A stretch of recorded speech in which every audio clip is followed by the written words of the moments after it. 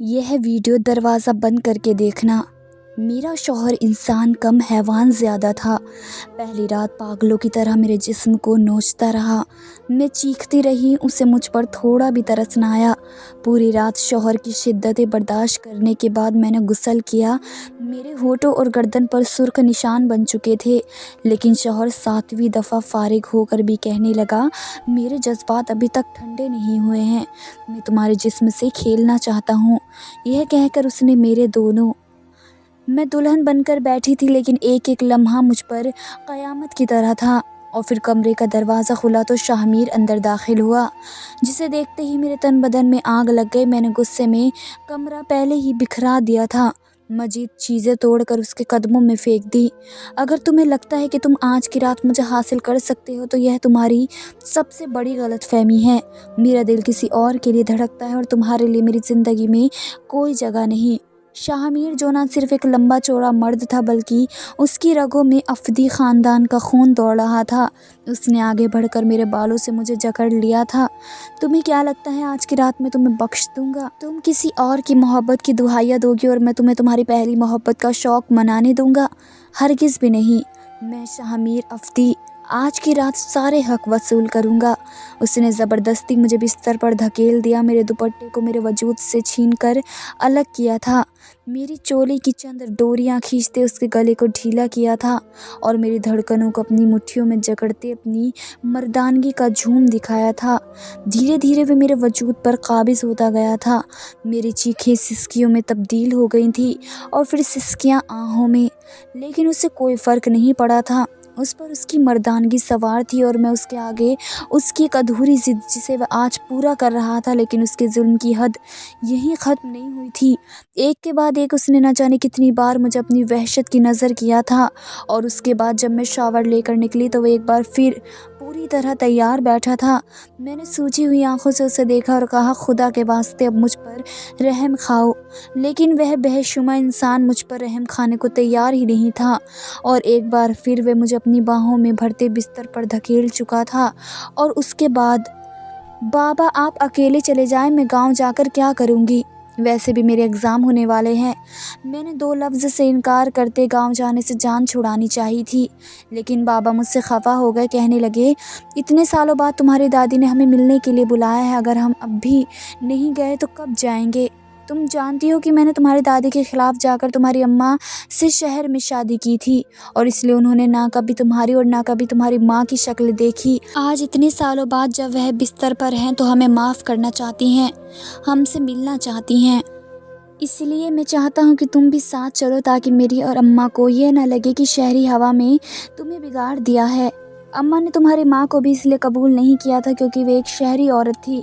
अब तो तुम्हारी माँ भी इस दुनिया में नहीं रही और मेरी माँ भी अपनी आखिरी वक्त गुजार रही है। बेहतर ये है कि हम गांव जाएं और माजी की सारी बातों को भुला दें। बस 2-4 दिन की बात है, फिर वापस आ जाएंगे और अभी तो तुम्हारी भी छुट्टियाँ चल रही हैं। बाबा की बात पर मैं खामोश हो गई। एग्ज़ाम शुरू होने में कुछ वक्त था और इससे पहले हमें 15 दिन की छुट्टियाँ मिली थी। ये छुट्टियाँ तैयारी के लिए दी जाती थी, लेकिन अब्बा चाहते थे कि मैं उनकी अम्मा यानी अपनी दादी से मिलने के लिए गांव चलूं। ना ही मुझे गांव जाने का कोई शौक़ था और ना ही अपनी ददीहाल के रिश्तेदारों में कोई इंटरेस्ट, क्योंकि मेरी सारी ज़िंदगी उन्हें देखा ही नहीं था, ना ही मैं उनके बारे में कुछ जानती थी। इसलिए वहाँ जाकर मैं भला क्या करती। लेकिन जब बाबा ने मुझसे बहुत इस्रार किया तो मैं इनकार न कर सकी और बाबा से कहा कि ठीक है, लेकिन मैं 2 दिन में वापस लौट आऊँगी, आपको जितने दिन रहना है आप रह जाना।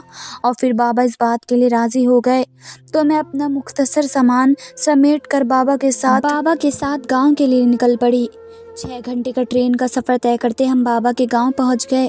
वहां पर हमारे जाते ही ऐसा इस्तकबाल हुआ कि हम दोनों ही हैरान हो गए।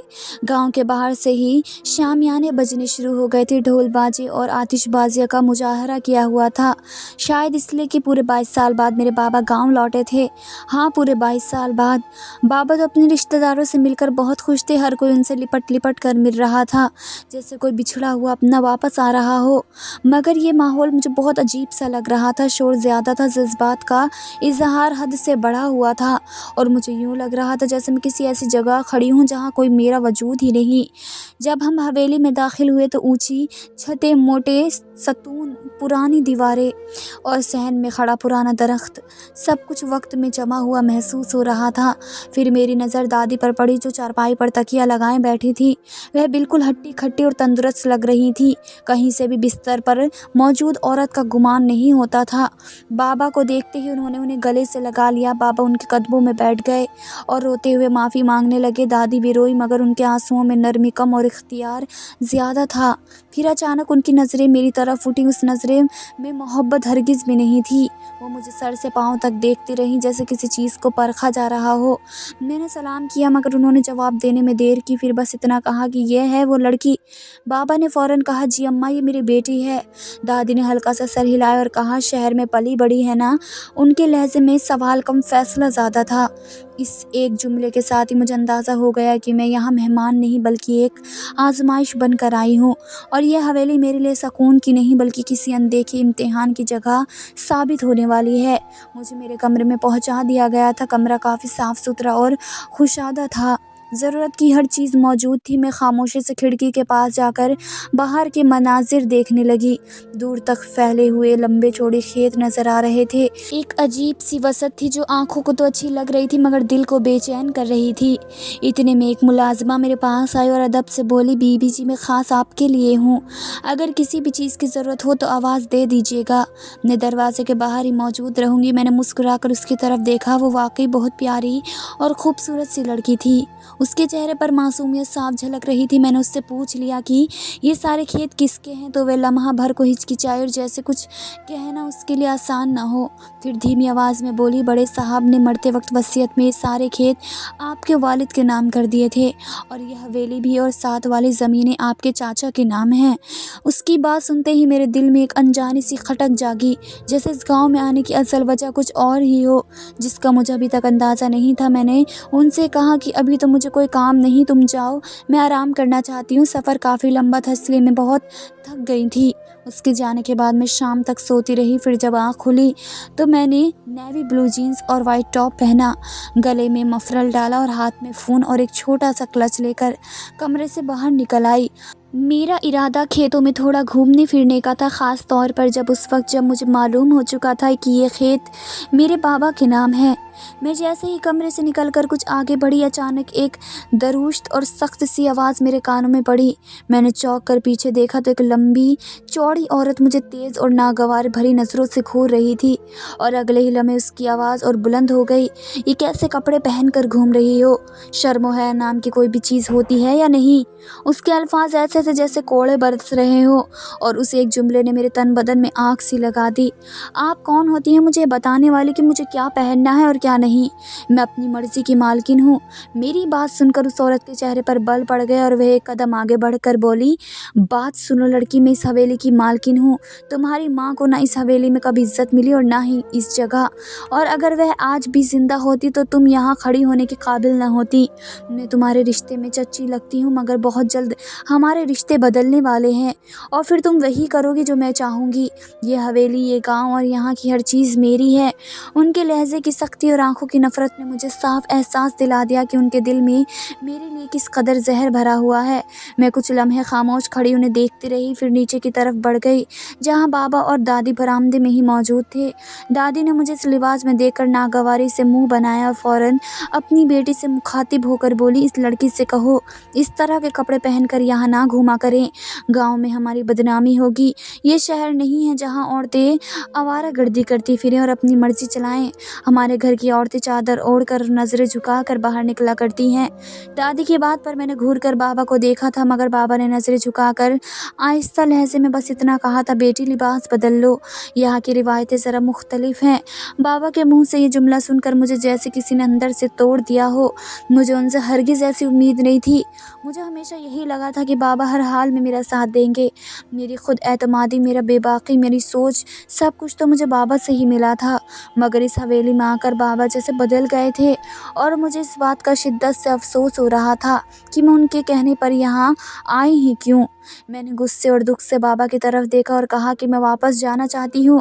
میری بات سنتے ہی دادی کے ہونٹوں پر ایک سرد سی مسکراہٹ آ گئی اور وہ بولی، اب یہ خیال اپنے دل سے نکال دو، ہم نے شاہ میر کے ساتھ تمہاری بات پکی کر دی ہے، بہت جلد تم دونوں کی شادی ہو جائے گی، اب تمہارا اس شہری دنیا سے کوئی تعلق نہیں رہا۔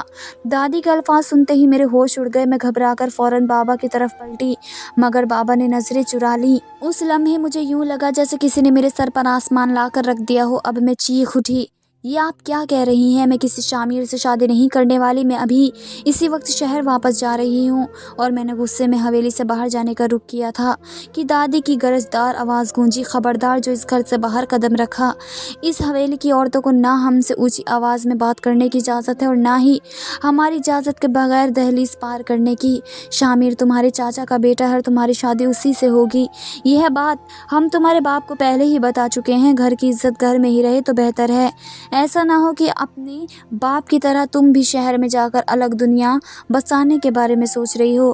ہمیں اپنے خون میں ملاوٹ کسی صورت برداشت نہیں۔ دادی کے الفاظ میرے کانوں میں ہتھوڑے بن کر لگ رہے تھے، میرا دل زور زور سے دھڑکنے لگا تھا، سانس لینا مشکل ہو گیا تھا۔ میں نے ایک بار پھر بابا کی طرف دیکھا، شاید اب وہ بولیں گے، شاید اب وہ میرا ہاتھ تھام کر کہیں گے کہ یہ سب غلط ہے، مگر بابا خاموش کھڑے تھے، جیسے ان کی زبان کو تالا لگ گیا ہو، اور اسی خاموشی نے مجھے سب سے زیادہ توڑ دیا تھا۔ میں نے دھیمی مگر کانپتی آواز میں کہا، بابا آپ کچھ نہیں کہیں گے کیا؟ آپ بھی یہی چاہتے ہیں؟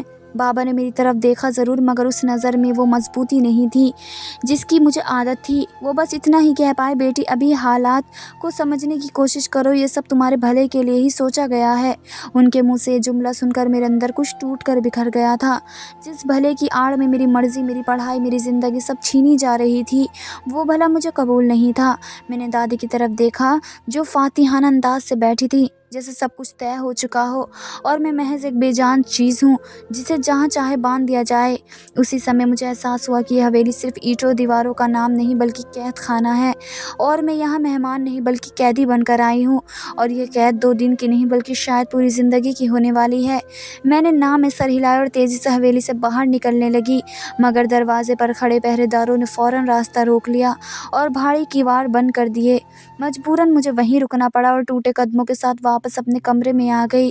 کمرے میں پہنچتے ہی میں زمین پر بیٹھ کے اور سسک کر رونے لگی، دل پر جیسے کسی نے بوجھ رکھ دیا ہو۔ کچھ دیر بعد بابا کمرے میں آئے اور بیٹی کہہ کر میرے سر پر ہاتھ رکھنے لگے تو میں نے ان کا ہاتھ جھٹک دیا اور روتے ہوئے کہا، آپ جھوٹے ہیں، آپ نے میرے ساتھ بے ایمانی کی ہے، آپ نے کہا تھا بس 2 دن کی بات ہے، مگر یہ نہیں بتایا تھا کہ آپ مجھے یہاں میری پوری زندگی برباد کرنے کے لیے لے کر آئے ہیں۔ میری بات سن کر بابا خود بھی رو پڑے، ان کی آواز کانپ رہی تھی۔ وہ بولے، مجھے اندازہ نہیں تھا کہ یہاں آ کر مجھے ایسا فیصلہ کرنا پڑے گا، میں اس نیت سے نہیں آیا تھا، میں تو صرف اپنی بیمار ماں سے ملنا چاہتا تھا، ان سے معافی مانگنا چاہتا تھا، مگر اماں نے مجھے واسطہ دے دیا کہ تمہاری اور شاہ میر کی شادی کر دو، وہ شاہ میر کے لیے خاندان سے باہر کی بہو لانا ہی نہیں چاہتی، اور پھر میرے مرحوم والد کی بھی یہی وصیت تھی۔ بابا کچھ لمحے رکے، پھر دھیمی آواز میں بولے، تمہارے دادا نے جاتے جاتے سارے کھیت میرے نام کر دیے تھے اور یہ حویلی بھی، جبکہ 7 والی زمینیں تمہارے چاچا کے نام ہوئی تھی۔ تمہارے چاچا کا انتقال بہت عرصے پہلے ہو چکا تھا، اب تمہاری بیوہ چاچی اور ان کا بیٹا ہی سب کچھ سنبھال رہے ہیں۔ اماں چاہتی ہیں کہ یہ سب جائیداد خاندان میں ہی رہے، اور اگر ان کی یہ خواہش ہے کہ تم اس گھر کی بہو بنو تو میں بھی ان کی بات کے آگے نہیں جا سکا۔ ان کی باتیں سن کر میرے آنسو اور تیز ہو گئے، مجھے صاف محسوس ہو رہا تھا کہ یہ سب صرف رشتے یا روایت کا مسئلہ نہیں بلکہ زمین اور حویلی کی ایک خاموش جنگ ہے جس میں مجھے مہرہ بنا دیا گیا تھا۔ میں نے غصے سے بابا کی طرف دیکھا اور تلخ لہجے میں کہا، جب آپ نے مما سے شادی کی تھی تب آپ کو یہ خیال کیوں نہیں آیا تھا کہ آپ کی والدہ ناراض ہو جائیں گی یا یہ زمین جائیداد سب آپ کے ہاتھ سے نکل جائے گا؟ اس وقت آپ نے اپنی محبت کو ترجیح دی تھی، تو آج میری باری آئی ہے تو آپ کو یہ زمین اور یہ حویلی کیوں اتنی اہم لگ رہی ہے؟ میری بات پر بابا نے آنسو پوچھے اور گہری سانس لے کر بولے، تم غلط سمجھ رہی ہو، میں یہ سب کچھ زمین یا جائیداد کے لیے نہیں کر رہا بلکہ ایک وجہ اور ہے جس کی وجہ سے مجھے یہ فیصلہ لینا پڑ رہا ہے۔ میں یہ سب تمہارے مستقبل کی ضمانت کے لیے کر رہا ہوں، کیونکہ اگر آج میں نے یہ فیصلہ نہیں مانا تو کل کو تمہاری جان کو بھی خطرہ ہو سکتا ہے۔ تمہیں کیا لگتا ہے کہ یہ لوگ ہمیں اتنی آسانی سے بخش دیں گے؟ بابا کی آنکھوں میں اس لمحے مجھے ایک عجیب سا درد اور خوف نظر آیا، اور پہلی بار مجھے احساس ہوا کہ شاید معاملہ بولا صرف شادی کا نہیں بلکہ اس سے کہیں زیادہ گہرا ہے۔ میں نے کچھ دیر خاموش رہنے کے بعد بابا کی طرف دیکھا اور کہا اگر واقعی ایسا ہی ہے بابا تو آپ اپنی مرضی سے یہ سب کچھ دادی کے نام کر دیں۔ یہ حویلی، یہ کھیت، یہ زمینیں، ہمیں کچھ نہیں چاہیے، مجھے بس یہاں سے واپس جانا ہے۔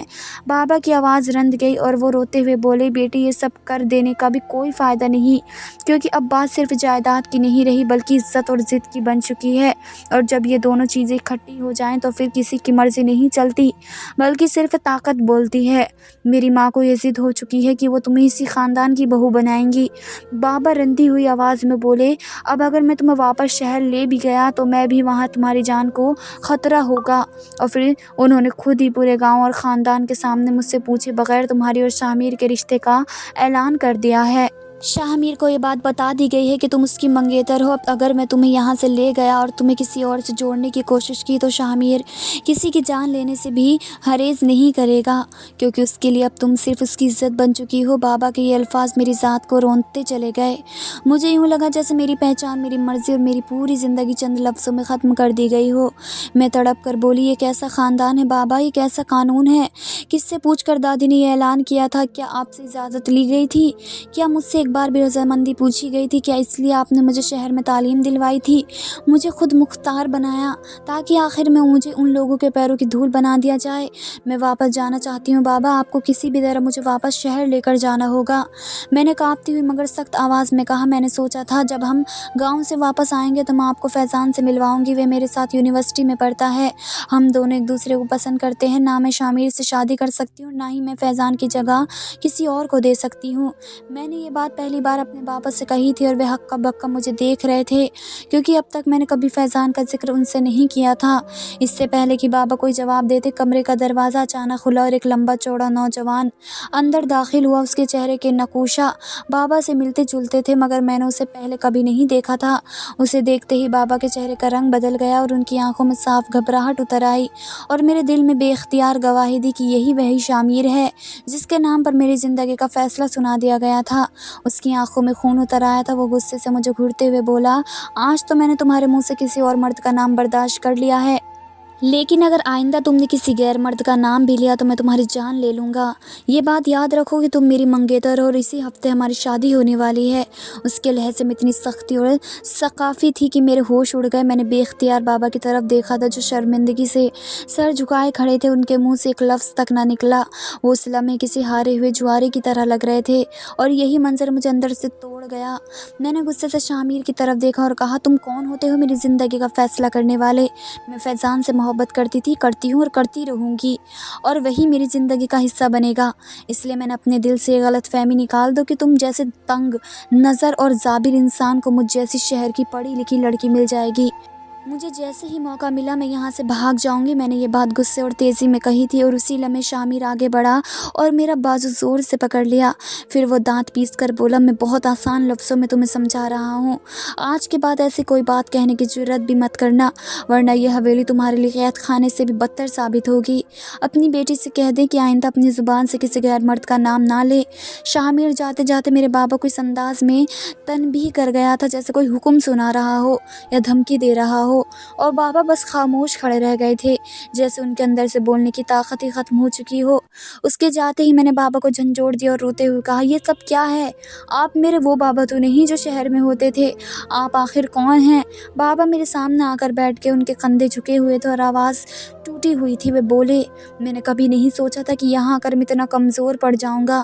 مجھے لگا تھا میں ان سب زنجیروں سے آزاد ہو چکا ہوں جنہیں توڑ کر میں شہر گیا تھا، مگر یہ گاؤں، یہ حویلی، یہ رشتے اور یہ رسمیں سب ایک بار پھر مجھے جکڑے ہوئے ہیں۔ وہی رواج، وہی زمین جائیداد، وہی ضد اور وہی پرانے زخم ایک بار پھر میرے گلے کا ہار بن گئے ہیں۔ بابا کی آنکھوں میں آنسو آ گئے اور وہ بولے میری ماں نے مجھے قسم دی ہے کہ اگر میں نے اس بار ان کی بات نہ مانی تو وہ اپنی جان لے لیں گی۔ مجھے تو یہی لگا تھا کہ وہ واقعی بہت بیمار ہیں، اس لیے مجھے بلایا ہے، شاید انہیں پچھتاوا ہو رہا ہو کہ انہوں نے تمہاری ماں اور میرے ساتھ ظلم کیا۔ मगर मुझे नहीं मालूम था कि वो मुझे यहाँ बुलाने के पीछे उनका असल मकसद क्या है। अब मैं उन्हें ज़बान दे चुका हूँ, इसलिए बेटी तुम मेरी ज़बान की लाज रख लो। शाहमीर बुरा लड़का नहीं है, बस उसके सामने किसी और का नाम ना लेना। बाबा के ये अल्फाज मेरे दिल में तीर की तरह उतर गए थे, क्योंकि मुझे पहली बार महसूस हुआ था कि अब इस घर में ना मेरी सुनी जाएगी और ना ही बाबा की। बाबा हम यहाँ से भाग चलते हैं, मैंने टूटती हुई आवाज़ में कहा था, क्योंकि अब मुझे साफ नज़र आ रहा था कि बाबा भी इसी जाल में पूरी तरह फंस चुके हैं। बाबा ने ना में सर हिलाया और थके हुए लहजे में बोले, हम अब वापस शहर नहीं जा सकते। तुम्हें मालूम है हमारे यहाँ आने के बाद शहर वाला घर जला दिया गया है। सब कुछ ख़त्म हो चुका है। वो दुकान जिसे मैंने बरसों की मेहनत से खड़ा किया था, उसे भी आग लगा कर राख बना दिया गया है। अब शहर में जाने के लिए हमारे पास कुछ वाकई नहीं रहा। बाबा के इस इशफाक ने मेरी रूह तक को लर्जा दिया था। मेरे कदमों तले से जैसे ज़मीन निकल गई हो। उस एक लम्हे में मुझे सब कुछ समझ आ गया था। दादी ने ये सब कुछ एक दिन में नहीं बल्कि बहुत सोच समझ कर किया था। हमें गांव बुलाना, बीमारी का बहाना, रिश्ते का ऐलान और फिर शहर में हमारी जड़ें काट देना, सब एक मुकम्मल मंसूबा था। और बाबा को इस तरह घेर लिया गया था कि अब उनके पास न पीछे हटने का रास्ता था और ना ही मुझे बचाने की ताकत। एक हफ़्ता पलक झपकते ही गुजर गया। उस एक हफ़्ते में बाबा और मेरे दरमियान ज़्यादा कोई बात ना हो सकी। मैंने अपने बाबा को आहिस्ता आहिस्ता टूटते देखा। वो जैसे अंदर से खाली हो चुके थे, दिन पे दिन कमज़ोर होते जा रहे थे, यहाँ तक कि बीमारी ने उन्हें बिस्तर से लगा दिया था। मैं उनकी हालत देखकर खामोश हो जाती, क्योंकि मैं जान चुकी थी कि इस कैद में वह मुझसे भी ज़्यादा बेबस हैं। उन्हीं दिनों एक शाम मैंने इत्तेफाकन दादी और चाची की बातें सुन ली। दादी गुरूर से कह रही थी कि आज के बाद कोई और यह जुर्रत नहीं करेगा कि हमारे रिवाजों को तोड़कर यहाँ से बाहर जाने का सोचे। ये मिसाल काफ़ी है। उनके लहज़े में फ़तह का सा एहसास था और उस एक जुमले ने मेरे दिल में आखिरी उम्मीद भी मार दी। फिर एक हफ़्ते बाद मुझे दुल्हन बना दिया गया। ना मेरे आंसुओं की कोई कीमत थी, ना मेरी खामोश चीखों की। मैं सिर्फ बाबा की हालत देखकर ख़ुद को समझा रही थी और इसी मजबूरी के तहत रुखसत होकर शाहमीर के कमरे तक पहुंच गई। कमरा फूलों से सजा हुआ था, मगर वो मेरे लिए किसी कब्र से कम ना था। जैसे ही शामिर कमरे में दाखिल हुआ, मेरे अंदर जमा सारा गुस्सा और नफ़रत एकदम फूट पड़ी। मैंने सामने रखी चीज़ें उठा कर तोड़ना शुरू कर दी और चीख कर कहा, खबरदार, जो तुमने मुझे छूने की कोशिश की या मुझ पर कोई हक जताया, ये रिश्ता ज़बरदस्ती की बुनियाद पर कायम हुआ है और मैं इसे दिल से कभी कबूल नहीं करूँगी। मैं फैज़ान से मोहब्बत करती हूँ। मैंने जानबूझकर एक बार फिर फैज़ान का नाम लिया, क्योंकि मैं चाहती थी कि शामिर टूट जाए, मगर मुझे अंदाज़ा नहीं था कि वो आगे बढ़कर मेरे मुंह पर इतनी ज़ोर से थप्पड़ मारेगा कि मेरी आंखों के सामने अंधेरा छा जाएगा और मैं संभल भी नहीं सकूंगी। ये एक थप्पड़ नहीं था, बल्कि मेरी सारी उम्मीदें, मेरे ख्वाब और मेरी खुददारी पर पड़ा हुआ वार था। शामिर ने आगे बढ़कर मेरा दुपट्टा ज़ोर से खींचा और मुझ पर झुककर दहाड़ते लहजे में बोला, तुम मेरी बीवी हो और आज की रात मुझे कोई नहीं रोक सकता। मैं एक दुबली पतली शहरी लड़की खड़ी थी और वो एक लंबा चौड़ा मर्द जो अपनी ताकत और हकामियत के एहसास के साथ मेरे सामने खड़ा था। उसने पूरी बेबाकी और आसानी के साथ मुझे अपना हक जताया था और मुझे ये वाज़ कर दिया कि उसके सामने मैं कुछ भी नहीं हूँ। ना मेरी मर्ज़ी की कोई कीमत है, ना मेरी खुद की कोई अहमियत। वो सारी रात मुझे मसलता रहा था और सुबह जब मैं शावर लेकर निकली तो वह एक बार फिर मुस्कुराते हुए बैठा था, जैसे मैं उसकी इंतकाम की भेंट चढ़ने वाली कोई मिट्टी की मूरत हूँ। मैंने उसे रोकना चाहा और अपने वजूद पर मौजूद ज़ख्म दिखाए, लेकिन उस वक्त उसे किसी चीज़ का एहसास ही नहीं था। वो एक बार फिर मुझे रोंद कर सो चुका था और मैं रोते हुए फिर फ्रेश होकर कमरे से बाहर निकल आई थी, क्योंकि मुझे अपने बाबा को देखना था। पिछली रात उनकी हालत बहुत ख़राब थी। मैं बाबा के पास गई तो मेरी रूह काँप उठी, क्योंकि मेरे बाबा बेसुध पड़े थे और वे इस दुनिया से जा चुके थे। मेरी तो सारी ज़िंदगी उजड़ कर रह गई थी, मेरी हस्ती मिट गई थी। उसके बाद मेरी ज़िंदगी का वह खामोश आगाज़ हुआ था कि जिसके बाद मुझे कुछ अच्छा नहीं लगता था। मैं ख़ुद को शामिर के आगे पेश कर देती, जैसा शामिर की वालिदा और दादी कहती मैं वही करती। धीरे धीरे मेरे लिए ज़िंदगी का मकसद बस ख़त्म होने लगा था। लेकिन फिर अचानक मुझ पर एक राज खुला जिसे जानकर मैं हैरान रह गई। शाहमीर एक पढ़ा लिखा मर्द था। वो गांव मेरी शादी से कुछ अरसा पहले ही आया था और उनका इस सारी सियासतों से कोई वास्ता नहीं था। दादी ने उसे मेरे खिलाफ भड़काया था और बताया था कि शहर में मेरे कई मर्दों से ताल्लुकात हैं, इसलिए बाबा बहुत परेशान है और मुझे गाँव लेकर आए हैं ताकि मुझे इज्जत के साथ उसकी दुल्हन बना सके। उसकी नज़र में मैं एक बदकिरदार लड़की थी, इसलिए वह मुझे आज तक रोनता आया था। ये सच मैंने उस वक्त जाना जब चच्ची और दादी आपस में बात कर रही थी। मुझे समझ आ गया था कि शामिर شامر برا نہیں ہے، اسے میرے حق میں برا کیا گیا ہے۔ ماں آہستہ آہستہ شامر پر ساری سچائی کھولنے لگی تھی۔ اسے بتایا تھا کہ ہمیں کس طرح دھوکے سے بلایا گیا، ہمارے شہر کے گھر کو آگ لگائی گئی، صرف اس لیے کیونکہ بابا نے سالوں پہلے اپنی محبت کی شادی کی تھی۔ پہلے تو شامر کو یقین نہیں آیا، شاید اس کی وجہ یہ بھی تھی کہ اس نے خود میرے منہ سے فیضان کا نام سنا تھا، اس لیے مجھے بد کردار سمجھا تھا۔ لیکن پھر دھیرے دھیرے اس پر یہ سچائی کے پردے اٹھتے گئے۔ اس نے مجھ سے اپنے ہر عمل کی معافی مانگ لی تھی۔ دادی بستر پر پہنچ گئی تھی اور اس کی ماں گاؤں کے مسئلوں میں الجھ گئی تھی، جبکہ میں ہر وقت اپنے کمرے میں چپ چاپ رہتی تھی۔ پھر ایک دن شامر نے خود مجھ سے کہا کہ اگر میں اس رشتے سے آزادی چاہتی ہوں تو وہ مجھے آزاد کرنے کو تیار ہے۔ شاید اسے اپنی ہر غلطی سمجھ آ گئی تھی، لیکن میں نے آہستہ سے اس کا ہاتھ تھام لیا اور کہا کہ میں رشتے سے آزادی نہیں چاہتی، بلکہ میں ان زنجیروں سے آزادی ضرور چاہتی ہوں۔ میرے ارد گرد جو بیڑیاں ہیں میں ان سے آزاد ہونا چاہتی ہوں۔ میں گاؤں کی کھلی فضا میں سانس لینا چاہتی ہوں، یہاں کی لڑکیوں کو تعلیم دینا چاہتی ہوں اور مردوں کو یہ شعور کہ وہ ہر عورت اپنی مرضی سے فیصلہ کرنے کا حق رکھتی ہے۔ میری بات پر شامر مسکرا دیا تھا۔ وہ خود پڑھا لکھا سمجھدار تھا، وہ خود بھی اپنے گاؤں میں تبدیلی چاہتا تھا، اس لیے اس نے میرا ساتھ دیا۔ پھر دادی اس دنیا سے گزر گئی، اپنی ساری ضد اور انا سمیت۔ چاچی نے شروع میں تو میری اور شامر کی مخالفت کی، لیکن پھر دھیرے دھیرے وہ خاموش ہو گئی۔ میں نے اور شامر نے گاؤں کے بچوں کو تعلیم دینی شروع کی، لڑکیوں کو خود اعتمادی سکھائی اور لڑکوں کو شعور دیا، اور وہ عورت کی عزت اور آزادی کے رکھوالے بن سکے۔ آج میں اور شامر دو بچوں کے ماں باپ ہیں، ساتھ ہی ہم نے اس بات کا عزم کیا ہے کہ ہم اپنے بچوں کے پیروں میں گاؤں کی وہ بیڑیاں نہیں ڈالیں گے جو صدیوں سے یہاں کے بچوں کے حصے میں آئی ہیں۔ دھنیہ واد دوستو۔